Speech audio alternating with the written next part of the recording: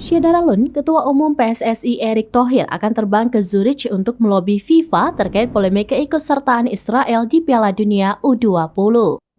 Menteri Koordinator Bidang Politik Hukum dan Keamanan Mahfud MD menambahkan, pemerintah akan mencari jalan keluar mengenai polemik keikutsertaan Israel. Di satu sisi, ia menegaskan Indonesia tidak mempunyai dan tidak akan melakukan hubungan diplomatik dengan Israel selama Palestina belum merdeka.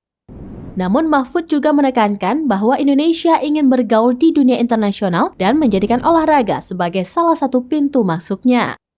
Pemerintah melakukan lobi ke Federasi Sepak Bola Internasional atau FIFA sebagai buntut dari pro dan kontra mengenai keikutsertaan tim nasional Israel pada Piala Dunia U20 2023 yang akan digelar di Indonesia.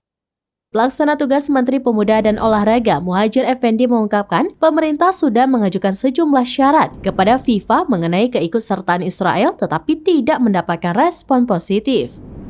Ia mengatakan prasyarat itu diajukan karena pemerintah Indonesia juga mempertimbangkan amanat konstitusi yang menyebutkan bahwa penjajahan di atas dunia harus dihapuskan.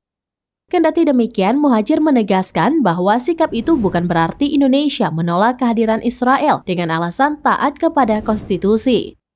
Menurutnya, prasyarat itu diajukan agar keikutsertaan Israel pada Piala Dunia U20 tidak dianggap melanggar konstitusi Indonesia. Walaupun belum mendapat respon positif, Muhadjir mengaku masih optimis Indonesia dapat menggelar Piala Dunia U20 sesuai rencana.